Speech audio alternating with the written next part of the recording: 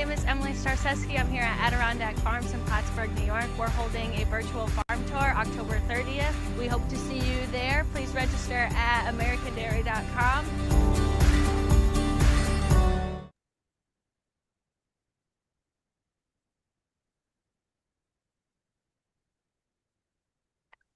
Good morning, students, and welcome to your tour of Adirondack Farms here in Plattsburgh, New York. We are so excited to have you with us today. So before we get started, I have Farmer Emily here. She's going to be our tour guide for today. We're going to go over a few things to make sure you have the best viewing experience possible. First things first, if you're joining us via Zoom, we ask that you join via the Zoom app on your computer. Part of the reason for that is you will get the best experience with our immersive view. So you're going to be able to see everything big and put us on full screen.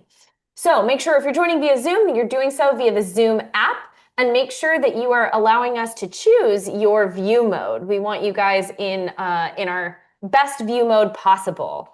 If you need any assistance with that, of course, you can either drop something in the Q&A or drop in the chat, and our tech support will help you out. The next thing I want you to do is to make sure to utilize that Q&A that I just mentioned. We want to hear from you guys, live questions as we're going around the farm.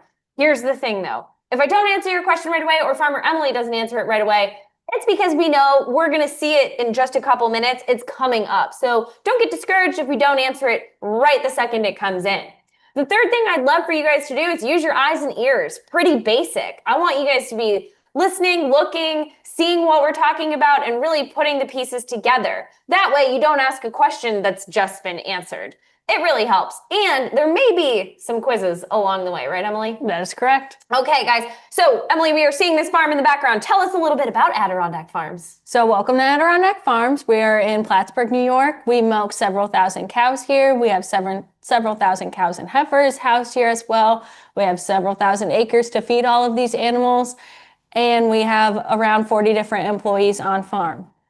Amazing. Amazing, Emily. So we got to see high above, guys, the full footprint of the operation. So help our students maybe understand how many acres is just maybe where the barns are, that initial footprint that we saw from that aerial view. So the barns, where we store the manure and our offices and everything like that, probably takes up a footprint of around 8 acres just on farm. And we are building some other stuff, so our footprint continues to get a little bit larger. All right. Now, we're seeing some footage of the cows here, but I think it's time we head over right into this cow barn, right? Let's do it. Okay. So, students, we are going to go right over to the big cow barn. Now, how many cows do these barns hold, Emily? So under each one of these roofs is 3 different pens. In those 3 pens, they hold around 530 cows.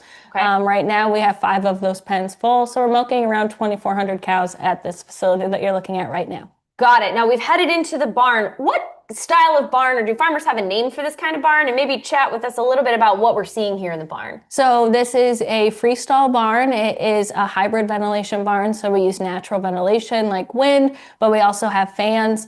Freestall is kind of the term that we use for the different stalls that you'll see in a couple pictures, where they can lay down as they choose. There's also water where they can drink, and then they have a feed bunk in the front of that pen.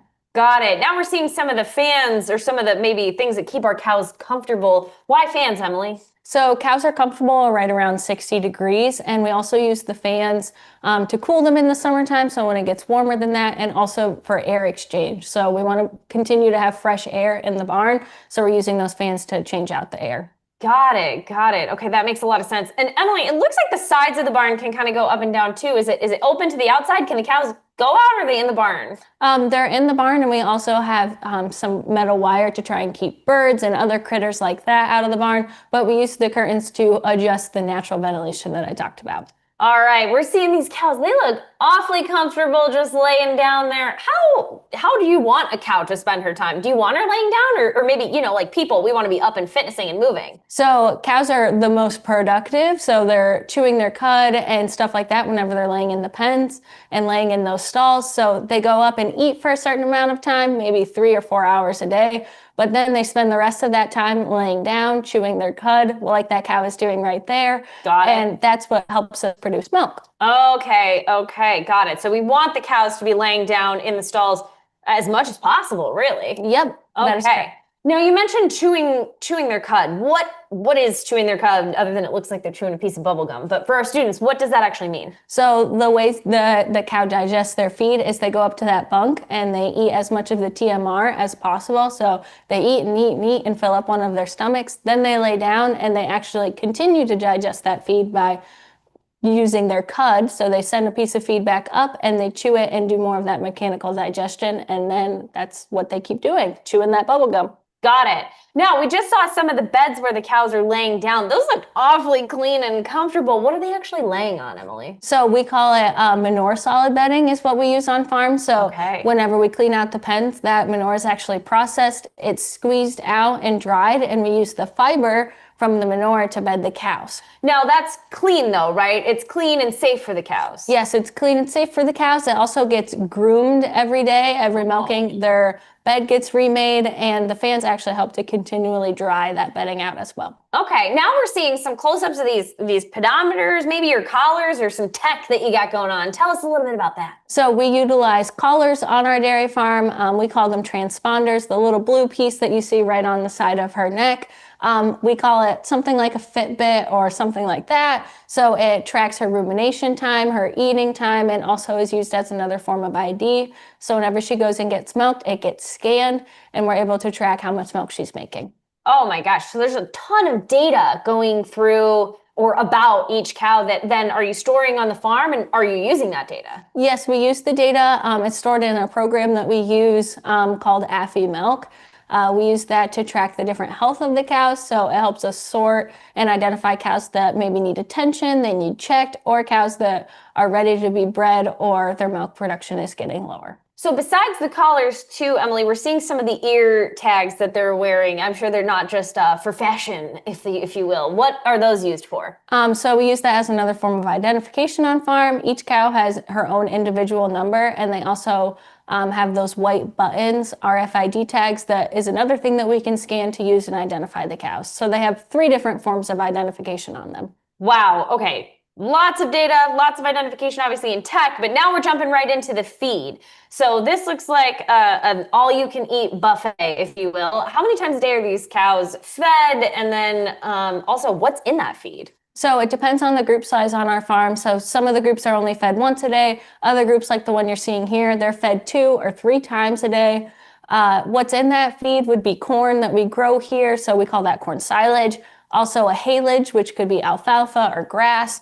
They're fed different grains, and then also we use some byproducts like bakery and whey on our farm to feed the cows as well. Okay, so for our students that may not know, what's a byproduct? Maybe help us understand that. So one of the byproducts that we use would be whey, which is actually something that would be considered a waste product after making cheese.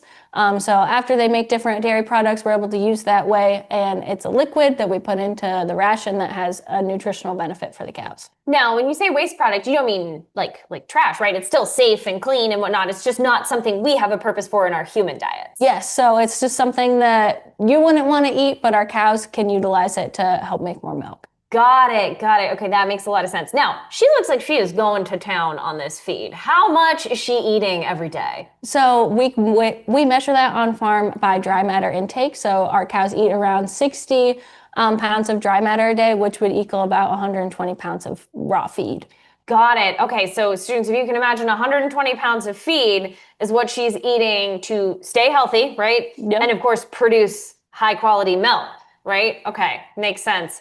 Now, as far as the TMR, are you guys mixing this every day? Are you pulling it fresh from the field? I know we're up here in northern New York. I don't think we can have fresh grass all the time. Yeah, that is correct. So we actually do something when we store our feed in bunkers or different rollover piles. So we store the feed in there. It actually is fermented, and then we're able to use that product throughout the year until it's the next season that we can harvest in. Oh, okay, that makes a lot of sense. Now we're seeing the cows hanging out at the water cooler, if you will. Now, why is it so important for cows to have, I guess, a lot of fresh water? So just looking at the components of milk is about 60% water or something like that. Kelsey might have a different number, but Little higher. I think we're closer to 80%. Yeah, right? so we're pretty high up there. 80% water. So whenever we're making that milk, they need to drink a lot of water. Got it. That makes a lot of sense. Now, of course, we've talked about what kind of food they eat, where they sleep, how they spend their time. Now, we know that if we're feeding them that much feed, there's going to be something coming out the back end. So what in the world happens with all that manure? So what one of our employees is doing right now is cleaning those pens. So it'll be clean, and then it actually gets transferred over into a manure storage area that we have on farm. And then we spread that onto the fields as a fertilizer. Okay, so none of that manure ends up maybe like in a landfill or goes to waste. It is all used as fertilizer. It's all used as fertilizer and reapplied to the fields. Oh, wow. Okay, so it sounds like you guys as farmers are really trying to pay attention to where each nutrient goes and following so it gets recycled or stays within the cycle here on the farm. Yes. Got it. Very, very cool. Now, some of our students were actually wondering the gender of some of your cows or all of your cows. So help our students understand, are there boy cows, girl cows? What's in the pen? So on a dairy farm, we only have girl cows. Got it. Only girl cows here at the farm. And the reason for that, Emily, is because the girl cows make milk. Got it. Okay. So students, we hope you've learned a lot. You're going to have a quiz. We're going to keep answering some of your questions that have come in and chat a little bit more about cows while you work on your quiz. Now, Emily, things we didn't talk about is how big or how much does each one of those cows weigh? So each cow, it depends on how old she is. As they get older, they continue to grow and maybe weigh more. But whenever they first freshen in, I'd say they weigh around 1,200 pounds. Got it. Okay, 1,200 pounds. Now, another question the students were curious about is, how old is a cow when she becomes an adult or when she starts making milk? Are those the same thing, same time? Yep, so she becomes an adult when she starts making milk, and that's after she has her first calf, which is around 2 years of age. Okay, so 2 years old is when a calf becomes a cow, and that's when she has her first calf and starts producing milk. Yes. Got it. Okay.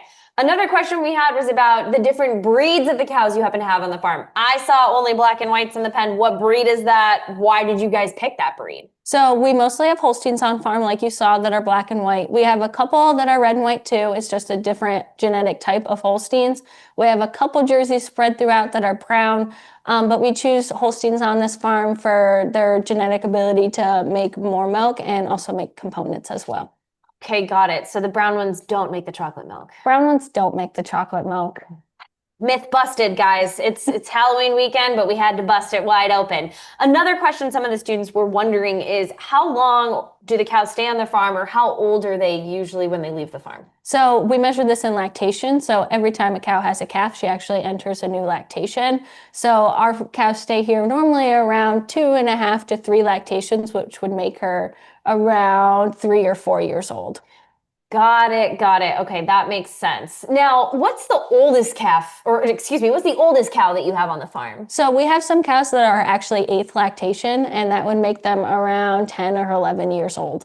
Oh my gosh. Okay, so cows can live quite a while. It just all, much like people, it just varies based on the cow. Yep. Got it. Okay, students, I hope you got all of those questions correct.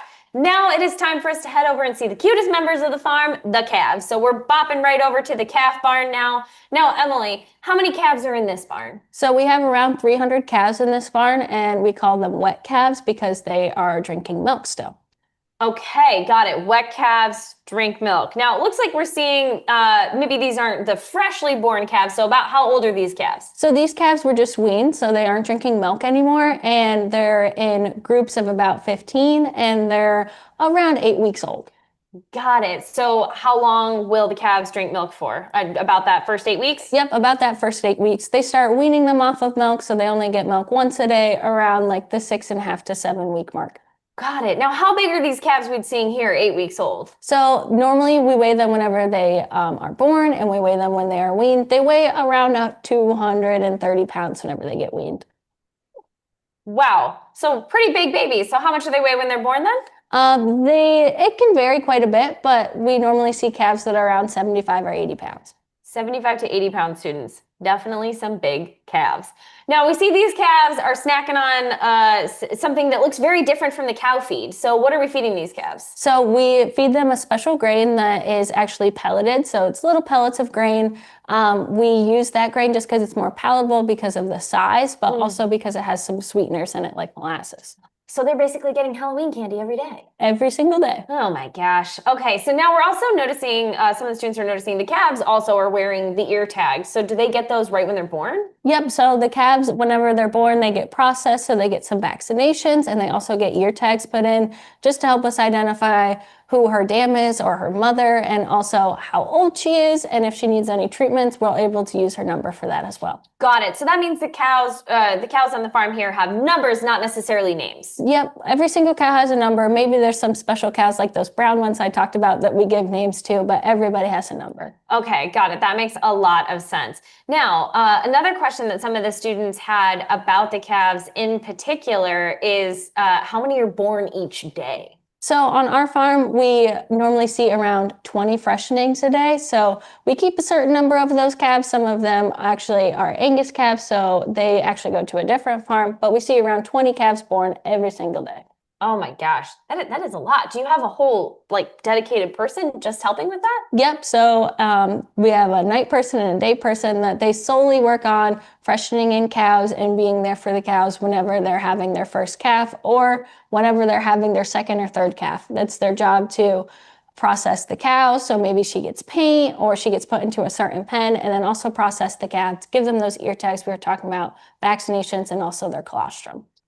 Very interesting. Okay, maybe share with our students, what is colostrum? So colostrum is one of the first milks that you get from the cow.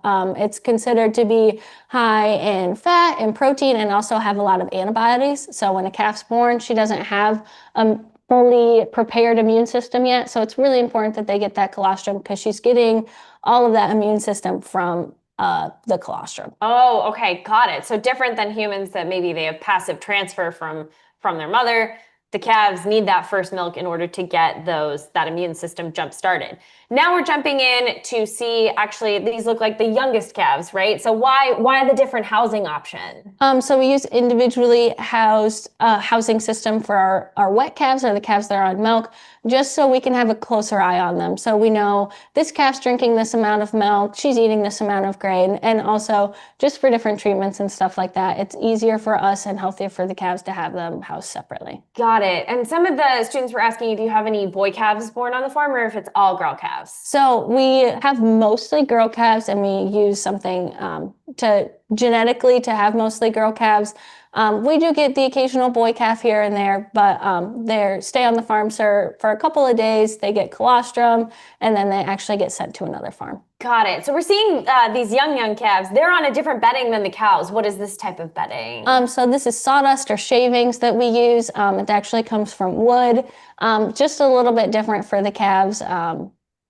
A little softer, maybe a little fluffier. Yep, softer, fluffier. Got it. That makes a lot of sense. Some of the students were wondering, you're in northern New York, it gets cold. Do the calves ever get cold? Do they need to have a jacket or a blanket? Yep, so this barn is able to be closed up in the wintertime, but even then, when it gets really cold, sometimes that's not enough. So we actually have jackets for all of the calves that get put on and taken off whenever it's necessary, just to keep them extra warm. And they also get bedded more whenever it's cold out. Okay, got it. So you have ways to help them get through those first few weeks once they kind of build up maybe a little coat or a little thicker skin, if you will. Yep. Got it. Now, we're seeing some of that grain here, but most of these calves you said are drinking milk. How much milk?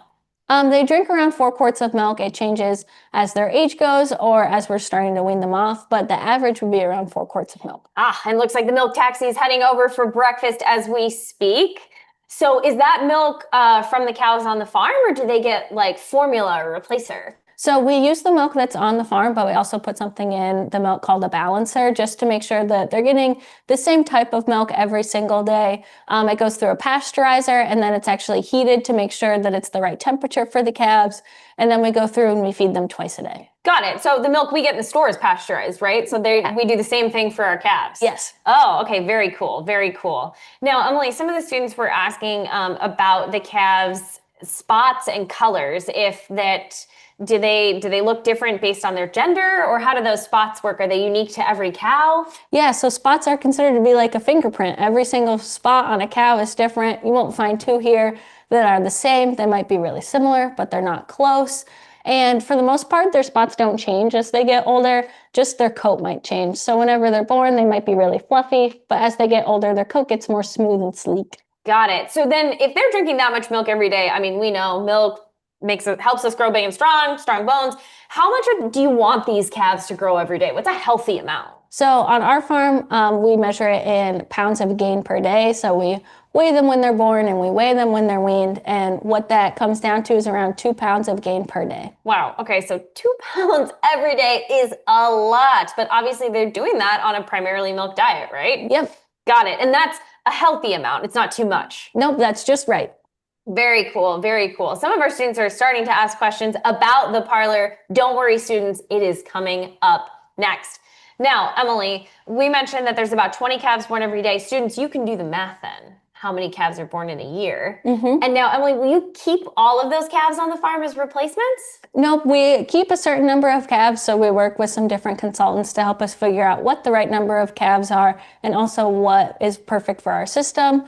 And then the other calves will be sold. We keep them here for a certain amount of time, making sure they get that milk and the good start, and then they get sold to another farm. Okay, got it. So you're trying to find the right balance to keep the farm either the same size or grow a little every year, but not keep too many animals. Yep. Okay, got it. That makes a lot of sense. Well, students, we have learned a lot about calves in a very short amount of time. So I think it's just about time for you guys to jump in and take a quiz. While you take your quiz, we're going to ask Emily some questions actually about the farm and some of the employees here. So Emily, some of the students were wondering, you mentioned you had about 40 employees. Now, is everybody doing kind of the same job, or there different jobs? How does that work? So there's a couple different jobs on farm. Some of the big ones would be like those 3 employees that take care of the calves, and that calving person that we talked about, that we have someone that's there around the clock taking care of that. We have milkers on farm, people that clean those pens, different people that work in the fields and help us produce crops to feed our cows, and then managers like me. Wow, so there's a lot of different roles just within the farm. It's not you're just a farmer and you do a little bit of everything. It's very specific roles on your farm. Yes. Okay, very different maybe than the students might have thought. I would have thought just, everybody does kind of the same thing. Now, Emily, you've mentioned a lot of technology that you're utilizing on the farm. Are all of your employees utilizing that technology with the cows? Is everybody kind of using it? Yeah, everyone uses technology maybe a little bit of a different way. So some of the people that take care of the cows are using that information and data to help them do a better job and identify cows that they need to look at. Different parts of our team will use it to balance the ration. So there's a lot of numbers that go into making the right feed for our cows. Got it. And then a lot of other numbers behind that, like our guys making that are milking, will use numbers and the different production data. Wow, lots of stuff going on here on the farm. Some of the students were asking too, how do you get into farming? Do you have to grow up on a farm? No, you don't have to grow up on a farm. I did, but I know a lot of people that didn't. And you can do different internships in school or ask a farm if you can work there for a summer or maybe just a part-time job and just slowly get involved in it. Okay, got it. And did you go to school for farming? Is there like a college degree for dairy farming? So I went for animal science and then I concentrated in dairy management, and it did a little bit with like the anatomy of the cows, but also how to run a business and how to be profitable. Got it. Okay, so students, I hope you got all of those questions correct. We are headed to where the magic happens. We're headed to the parlor. So let's head over to the milking parlor and learn more about how these cows are milked. Okay, Emily, we see 4 very large tankers out there. Are those all full of milk? So we fill about 1 tanker each time the cows are milked, and that's 3 times a day. So we're producing a lot of milk and it gets put right into those trailers. Got it. Okay, now how much milk is every cow producing each day? So on average, each cow produces around 85 pounds of milk per day on our farm. Okay, and then students, for your conversion, there's about 8.5 gallons, 8.6 pounds in a gallon. So we're talking about 10 gallons. Yep, each cow's producing around 10 gallons a day. 10 gallons of milk a day. Now, Emily, this is a pretty unique milking system here. Can you tell the students about it? So we call this a rotary or a carousel. So it's actually spinning and the cows are entering it right now. They'll make their way around to the different stations that we have. So someone that cleans the teats, someone that attaches the unit, and then someone that dips them. So they take a little ride on the carousel. Okay, got it. That's incredible. And how many cows are on this carousel at a time? So there's around 70 cows on the carousel at a time. There's 80 stalls on there, but we have space for them to enter and them to exit. Okay, got it. That makes a lot of sense. Now, what are we seeing the employees do right now? Because the cows are kind of walking around. Yeah, so we're actually dipping the cows, putting some sort of disinfectant on them, and then stripping them to check the milk. Why do we want to check the milk? So we want to check the milk for abnormalities. Sometimes there can be different looking milk that we call mastitis, and she will need to be sorted out and taken over to a different group just so we can identify what it is and go through our different treatment protocols for that. Okay, wow. So you are checking the milk right before to make sure only the cleanest, healthiest, best milk goes even into the pipeline. Correct. Okay, got it. That makes a lot of sense. Now, we're seeing them kind of keep getting these cows ready. Is it comfortable for a cow to be milked? Yes, it's comfortable for a cow to be milked.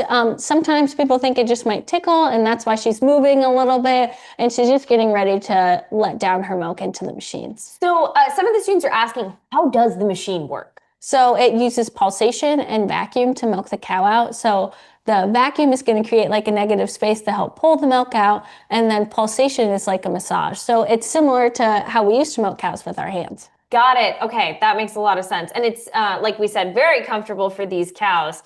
Now, once the cow gets the milking machine on, how long does it actually take for her to be milked? So on the rotary, it's around a 6-minute ride around. So some cows will be finished milking sooner and some cows will take a little bit longer. And we actually use technology to decide when it's time for her to take off, just depending on her milk flow.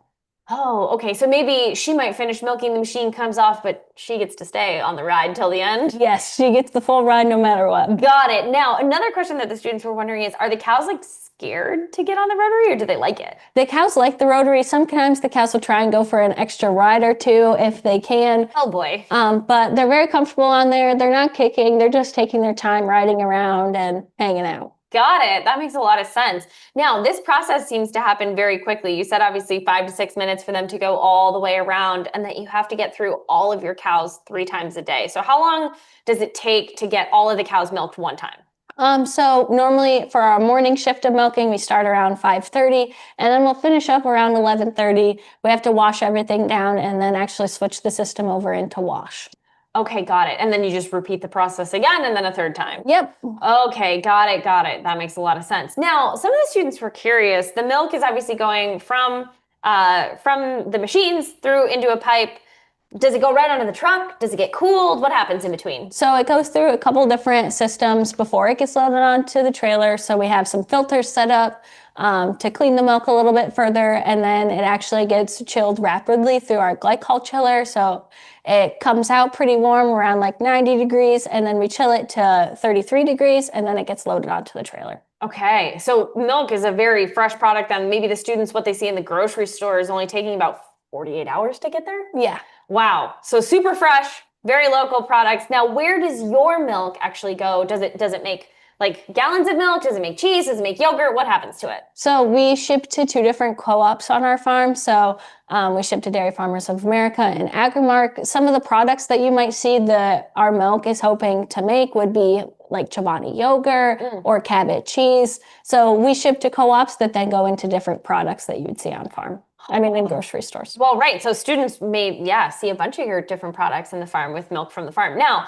we're seeing what kind of looks like a calculator to me here. What is that tech box on that Parlor? So we talked a little bit about the collars that the cows wear as identification systems. So the collar gets scanned whenever they enter the Parlor, and then that is what we call a milk meter. So that's letting us know how many pounds of milk she's making or how much milk she has made so far. And then it actually gets sent over into our software.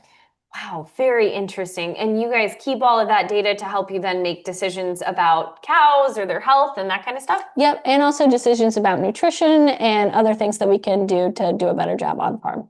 Got it. Now, looking at the milk and thinking about that, some of the students were curious. Obviously, we see maybe in the grocery store, our milk says that it's antibiotic free. So do you test for antibiotics on the farm? So what we do on farm is actually all of the trailers that leave are tested before they go. And then sometimes we do need to treat cows to make sure that they're healthy. So we actually test them before they get put back into the regular milking groups too. So we withhold any milk that has antibiotics in it.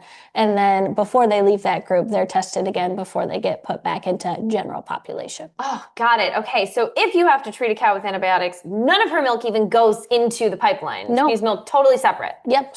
Got it. And then even just as a double check, every tanker load is double checked. Yep, lots of double and triple checking. Got it. Now we're seeing some of those automatic takeoffs. So what triggers that machine to let go or drop off? So we can have a lot of different settings for our parlor. There's a lot of technology in it. So we can set whatever we would like our flow to be. So depending on how dry or how wet we want to milk out the cows. So it just depends. When she's making below a certain threshold of milk, we decide that's the time to take it off. Makes a lot of sense to me. All right, now we're seeing, I guess, the end of the process. What are we adding on there? So we're actually dipping the cows again. So we're putting on another cleaner to keep her teats clean until she comes back to visit us again, and also a conditioner that's kind of like a lotion. Got it, got it. We want her to that skin to stay smooth, clean, and comfortable. Yep. Okay, I got it. Now, Emily, you said you get all of the cows milked every day on this parlor, and some of the students might have missed it. How many cows total is that this parlor's milking? So this parlor milks around 2,400 cows right now. 2,400 cows every day, 3 times a day. Whew, it's a lot of milkings. Now, these cows seem really smart. They know how to literally back off of this carousel. Do you have to train them to do that? They just figure it out? So we have to help them a little bit whenever it's their first time over here, but also what helps is the other cows that are in the group that already know what to do. So they get to watch some of the other cows get on, and then they feel more comfortable hopping on something that's spinning around. Oh gosh, got it. Okay. Well, students, lots of great information. Time for you to take another quiz while we answer some more of your questions. So Emily, some of the students were asking, what happens when a cow maybe isn't productive anymore? Maybe she's not making as much milk. Where does she go then? So normally when cows aren't productive anymore, we normally sell them and they actually go into beef production. Okay, so a bit of a career change for those cows. Yes. Got it. That makes a lot of sense. Now, another question that the students were asking is, we know that they spend a lot of time in their pens, and then obviously they go to work to get milk 3 times a day. Is there any time that they're actually outside or on pasture? On our dairy farm, we don't do any grazing of our cows. All the cows stay undercover in our barns that are temperature controlled. Got it. Got it. That makes, a lot of people like to stay in the air conditioning or the heat. So I guess I get it. Temperature controlled can be pretty nice. Another question that some of the students had was if you have a favorite breed of cow. So I think all of the different breeds of cows have different purposes. My favorite breed is the Holstein breed, so those black and white ones that you saw, but my favorite variety is the red and white ones. Okay, so she really likes the red and white ones. Now, you know, students.